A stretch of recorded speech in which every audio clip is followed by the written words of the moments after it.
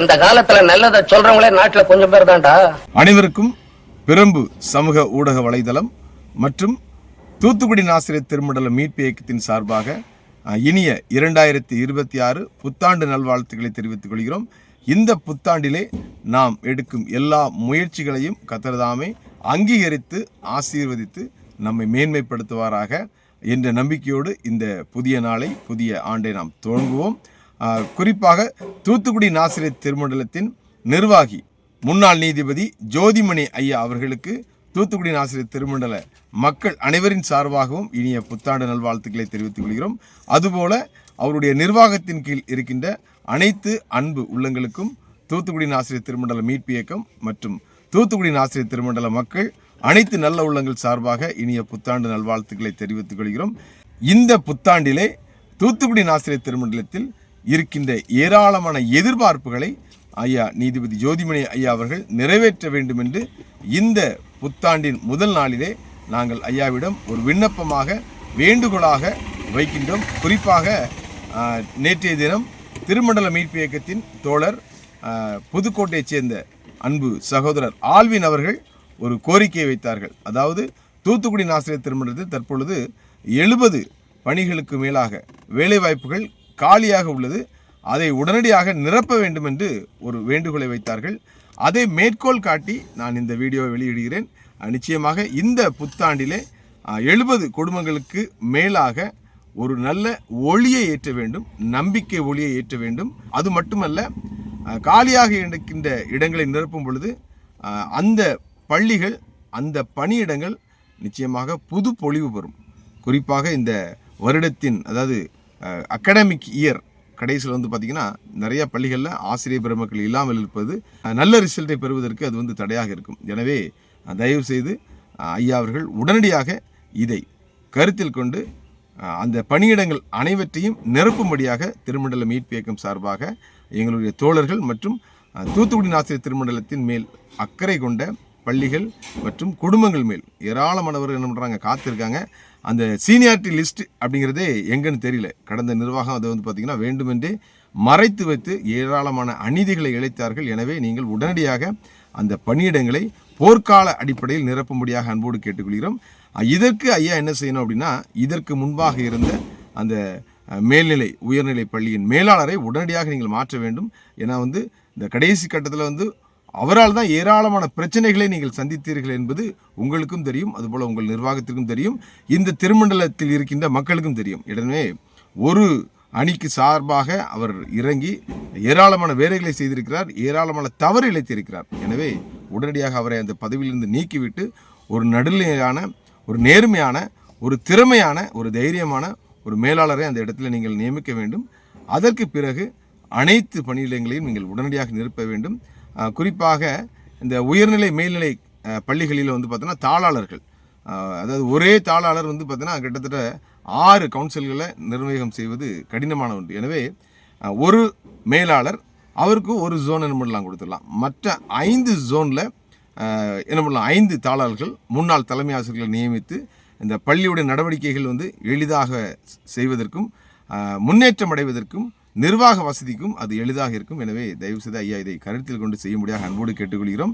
இது காலத்தின் கட்டாயம். நமது முன்னாள் நீதிபதி ஜோதிமணி ஐயா அவர்களுக்கு பார்த்திங்கன்னா அந்த பணியிடம் நிரப்புவதற்கு அவருக்கு எல்லா உரிமையும் உள்ளது. இதுக்கு ஒரே ஒரு எக்ஸாம்பிள் நான் சொல்கிறேன். உங்கள் அனைவருக்கும் எப்படி சொல்லலாம்னு சொன்னால், வாட்ஸ்அப் இருக்கு இல்லையா, ஒரு சின்ன ஒரு உதாரணத்தை நீங்கள் புரிஞ்சுங்க. இந்த வாட்ஸ்அப்பில் பார்த்திங்கன்னா யார் ஆரம்பிப்பான்னா ஒரு அட்மின் ஆரம்பிப்பார். அவர் தான் பார்த்திங்கன்னா எல்லாத்துக்கும் பார்த்திங்கன்னா பொறுப்பானவர் அட்மின். அவருக்கு அந்த குழுவில், அந்த வாட்ஸ்அப் குழுவில் சேர்ப்பதற்கும் உரிமை உண்டு, நீக்குவதற்கும் உரிமை உண்டு. அதுபோல் போஸ்ட், அவர் போஸ்ட் போடுறதுக்கும் அவருக்கு உரிமை உண்டு. தேவையில்லாத போஸ்ட்டை போடுறவங்களும் என்ன பண்ணுவோம், தூக்குறதுக்கும் உரிமை உண்டு. அப்போ ஒரு வாட்ஸ்அப்லேயே பாருங்கன்னா அட்மின், இங்கே அட்மினிஸ்ட்ரேட்டர். ஸோ அதனால் அங்கே போஸ்ட்டு, இங்கே போஸ்டிங், 100க்கு 100 அவருக்கு ரைட்ஸ் இருக்குது. ஆனால் என்ன செய்யணும்னா, அந்த சீனியாரிட்டி லிஸ்ட்டை கரெக்டாக என்ன பண்ணணும், ஃபாலோ பண்ணி போடணும். அதுபோல் அந்த கம்பேஷன் கிரவுண்ட்லேயும் பார்த்தீங்கன்னா ஏற்கனவே சீனியாரிட்டி லிஸ்ட் இருக்குன்னு சொல்கிறாங்க. அதுபோல் என்டிஎஸ் நான் டீச்சிங் ஸ்டாஃப்லையும் இருக்குன்னு சொல்கிறாங்க. இவர்கள் கடந்த காலங்களில் பார்த்திங்கன்னா அது கடந்த முறை இருந்தவங்க பார்த்திங்கன்னா பணத்திற்காகவும் தங்களுக்கு ஆதாயம் கிடைக்கும் என்பதற்காக என்ன பண்ணாங்க, இந்த கம்பேஷன் கிரவுண்டையும் இந்த என்டிஎஸையும் ஈவன் என்ன பண்ணாங்க, சீனியாரிட்டியும் என்ன பண்ணாங்க, மீறினாங்க. ஆனால் தற்பொழுது வெற்றி பெற்றதாக நினைத்துக் கொண்டிருக்கிறவர்கள் என்ன சொல்றாங்கன்னா, தங்களுக்கு சேவை செய்பவர்களுக்கு மட்டும் தான் பண்ணுவாங்க இந்த என்டிஎஸ் இதை கொடுப்பாங்க. நான் டீச்சிங் ஸ்டாஃபாக இருக்கட்டும், அது இந்த கம்பெஷன் கிரவுண்ட்லாம் இருக்கட்டும், இவர்களுக்கு என்ன பண்ணுறது, கை காலை அமைக்கி விட்டு இவர்கள் கார் பின்னால் ஓடியவர்களுக்கு தான் கொடுப்பாங்க. நியாயமான மனிதர்களுக்கு ஒரு நாளும் கிடைக்காது. எனவே ஐயா அவர்கள் நீங்கள் தான் கண்டிப்பாக இந்த சீனியாரிட்டி லிஸ்ட் அதுபோல் இந்த கம்பஷன் கிரவுண்ட்லேயும் நியாயமானவர்கள் நிறைய பேர் என்ன பண்ணுறாங்க இருக்காங்க. குறிப்பாக கடந்த முறை கூட பார்த்தீங்கன்னா அந்த மெஞ்சானபுரத்தில் ஒரு போஸ்டிங் போட்டிங்க. அந்த அம்மா வந்து பார்த்தீங்கன்னா ஒரு 1 லட்சம் இதுவரைக்கும் கட்டியிருக்காங்க, இன்னும் கையில் வாங்கலன்னு சொல்கிறாங்க. அவங்களுக்கும் என்ன பண்ணணும், அது வந்து நிச்சயமாக ஏதாவது ஒரு இடத்துல என்ன பண்ணணும், அந்த இடத்துல என்ன பிரச்சனை இருக்குங்கிறத என்ன பண்ணணும், நீங்கள் வந்து பரிசீலனை செய்து அதுபோன்று நியாயமான மனிதர்களுக்கு, அவங்க ஹஸ்பண்ட் வந்து 2 வருஷம் ஒர்க் பண்ணி சம்பளம் வாங்காமல் கடைசி நேரத்தில் தான் வாங்கியிருக்காரு, அதுக்கு பிறகு இறந்துருக்காரு. ஸோ அவங்களாம் வந்து பார்த்தீங்கன்னா கண்டிப்பாக 100% தகுதியானவர்கள். அவர்களுக்கு நீங்கள் என்ன பண்ணணும், பணியிடம் கொடுக்கணும். எதற்காக திருமண்டல் மீட்பியக்கம் வந்து தனியாக வந்ததுன்னா, கடந்த முறை இந்த 3 அப்பாயின்மெண்ட் பண்ணும்பொழுது எந்த அணியினருக்கு ஐயா சாதகமாக நடந்து கொண்டார் என்று வலைதளங்களில் விமர்சனத்தை ஏற்றுக்கொண்டாரோ அந்த அணியினரே வந்து பார்த்தீங்கன்னா, குறிப்பாக அந்த அணியில் இருக்கின்ற 2ஆம் அவரால் தான் பார்த்தீங்கன்னா கடந்த முறை வந்து பார்த்தீங்கன்னா அந்த அணியினர் வந்து மகா தோல்வியை சந்தித்தார்கள். ஆனாலும் அவர்கள் அதிலிருந்து பாடம் கற்றுக்கொண்டதாக தெரியவில்லை. ஐயாவை தொலைபேசியில் அழைத்து வந்து பார்த்தா நீங்கள் என்ன பெரிய பிஷப்பான்னு சொல்லி நம்மளுக்கு மிரட்டி இருக்கிறார். இதெல்லாம் வந்து பார்த்தோன்னா ஏற்றுக்கொள்ளவே முடியாது. எனவே தான் நாங்கள் சொல்கிறோம், அந்த மாறாத ஐயா மாறாது, மனமும் குணமும் மாறாது அப்படிங்கிற மாதிரி அந்த நபரால் நிச்சயமாக கடந்த முறை தோல்வியை சந்தித்தது இந்த முறையும் சந்திக்க தான் போகிறது. குறிப்பாக நீதிபதி ஐயா அவர்களை வந்து சொல்வதற்கு அவர்களுக்கு 1% கூட உரிமை கிடையாது. இன்னொன்று சொல்கிறேன், இப்போ நாங்கள் வந்து பார்த்தீங்கன்னா திருமண்டல மீட்பு இயக்கம் வந்து பார்த்தீங்கன்னா எதன் அடிப்படையில் அங்கே போய் சேர்ந்தோம்னா, மீண்டும் அந்த டிஎஸ்எஃப் என்கிற அந்த பழைய அணி வந்து விடக்கூடாது, திருமண்டலத்தை பாழ்படுத்துவதற்கு நாம் வந்து என்ன பண்ணக்கூடாது, உடந்தையாகி விடக்கூடாதுங்கிறக்காக தான் போனோம். ஆனால் முதலாவது சந்திப்பிலே எஸ்டிகே ராஜன் அணியினர் வந்து பார்த்தீங்கன்னா மிக மரியாதையாக நம்ம சொல்வதை கேட்டு நடந்து கொண்டார்கள். 2வது சந்திப்பிலே மிக ஷாக்கிங், அதாவது பார்த்தீங்கன்னா அதிர்ச்சிகரமான சம்பவங்கள் நடந்தது. கண்டிப்பாக வலைதளத்தில் நான் அதை பொதுமக்களிடம் சபை மக்களிடம் சொல்வது எனது கடமை.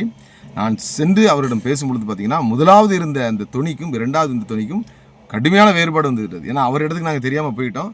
அப்போ பார்த்தீங்கன்னா நான் சொன்ன ஒரு விஷயம், நீங்கள் சொன்னபடி நடந்து கொள்ளுங்கள், எங்களது திருமண்டல மீட்பு இயக்கத்திற்கு ஒரு பொருளாளர் அதுபோல் பார்த்தீங்கன்னா எக்ஸிக்யூட்டிவ் மெம்பர்ஸ் கொடுங்கன்னு சொன்னது போனேன். பொருளாளரை பற்றி கூட என்ன பண்ணணும், நீங்கள் தான் முடிவு எடுக்குன்னு சொல்லிட்டு எக்ஸிக்யூட்டிவ் மெம்பருக்கு ஒரு கொடுக்குன்னு சொல்லும்போது கொடுக்க முடியாதுன்னு சொன்னாங்க.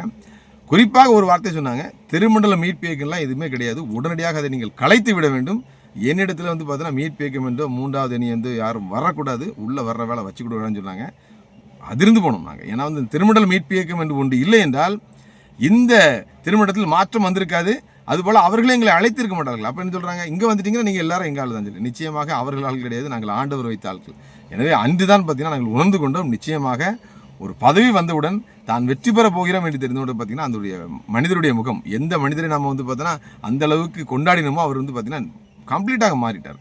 அது மட்டுமல்ல, இன்னொரு காரியத்தையும் சொல்கிறேன்னா, திருமண்டல மீட்பு இயக்கத்தின் சார்பாக வந்து பார்த்தீங்கன்னா அண்ணன் ஜான்சன் அவர்களே நாங்கள் நிற்பதாக சொன்னோம். ஒரு இடத்துல கூட பார்த்தீங்கன்னா திருமண்டல மீட்பு இயக்கத்தின் தலைவர் என்ற வார்த்தையை அவர்கள் சொல்லவே இல்லை. அப்பொழுதே எங்களுக்கு சந்தேகமாக இருந்தது.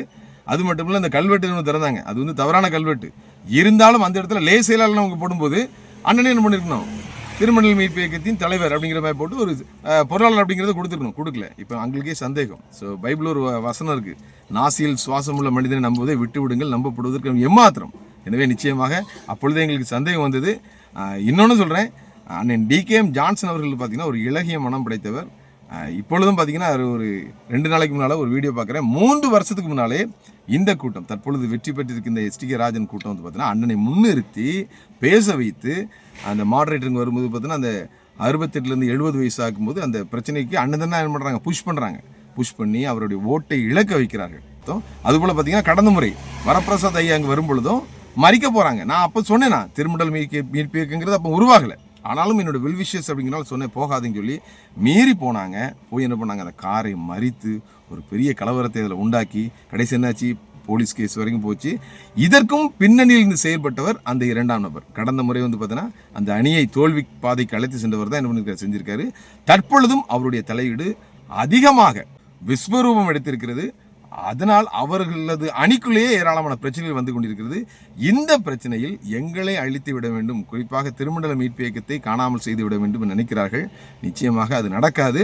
இன்னொன்று சொல்கிறேன், எதற்காக தனியாக இப்போ நிற்கணும் அப்படின்னு சொன்னால், தமிழக அரசியல் நீங்கள் பார்த்துருப்பீர்கள் என்றால் இந்த காங்கிரஸுங்கிறது பார்த்திங்கன்னா ஒரு காலத்தில் வந்து ஆட்சி கட்டில் இருந்தது. காமராஜர் இருக்கிறவருக்கு பார்த்திங்கன்னா ஆட்சி கட்டில் தொடர்ந்து பண்ணி சிஎம்மாக இருந்தாங்க.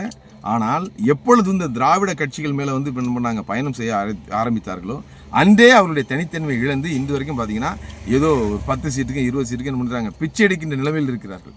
அது போன்ற ஒரு நிலைமை வரக்கூடாது என்ற ஒரே காரணத்தினால தான் பார்த்தீங்கன்னா நான் இப்பொழுது திருமண்டல மீட்பு இயக்கம் தனியாக களம் காணுகிறது. இதில் வந்து பார்த்தீங்கன்னா யாரும் போட்டி பொறாமை அப்படிலாம் எதுவுமே கிடையாது. எங்களுக்கும் உரிமை இருக்கிறது. திருமண்டல மீட்பதற்கான பலம் என்ன அப்படிங்கிறத நாம் புரிந்து கொள்ள வேண்டும். ஏற்கனவே சொன்னது போல் பார்த்தீங்கன்னா சாதாரண தேர்தலில் கூட பார்த்தீங்கன்னா நோட்டான்னு ஒன்று இருக்குது. யாருக்கும் ஓட்டு போட விரும்பலன்னா நோட்டாக அது போடலாம். ஆனால் இங்கே வந்து அதுக்கான வாய்ப்பே இல்லை. அதனால் கண்டிப்பாக உருவாக்குன்னு சொல்லி தான் நான் வலைதளங்களில் பேச ஆரம்பித்தேன். நிச்சயமாக அந்த வாய்ப்பை திருமண்டல பெருமன்ற உறுப்பினர்களுக்கும் 1000 பேருக்கும் கொடுக்க வேண்டும் என்ற நோக்கத்தில் தான் உருவாக்கப்படுகிறது. இன்னொன்று சொல்கிறேன், ஒரு பாத்திரத்தில் வந்து பார்த்திங்கன்னா தண்ணீர் இருக்கிறது. தண்ணீர் அருமையாக இருக்குது. ஆனால் அந்த பாத்திரம் வந்து அழுக்காகி விடுறது, அதாவது தன்னுடைய தன்மையை இழக்கிறது. அப்போ என்ன பண்ணுறாங்க, அனைவரும் சேர்ந்து அந்த பாத்திரத்தில் இருக்கிற தண்ணீரை என்ன பண்ணுறாங்க, மாற்று இடத்துக்கு கொண்டு சொல்லணும்னு நினைக்கிறாங்க. ஆனால் அங்கு ஒரு பாத்திரம் தான் இருக்குது. ஆனால் அந்த பாத்திரம் பழைய பாத்திரம், அதுவும் அழுக்கடைந்த பாத்திரம் தான். அந்த பாத்திரத்தில் அழுக்கா இருக்குன்னு சொல்லி தான் என்ன பண்ணாங்க, இன்னொரு பாத்திரத்துக்கு மாற்றுறாங்க. இப்போ வந்து இந்த பாத்திரமும் மாறிடுது. இப்போ என்ன பண்ணுறாங்க, அந்த தண்ணீரை மாற்ற வேண்டும் நினைக்கும் போது இந்த பழைய பாத்திரம் தான் இருக்குது.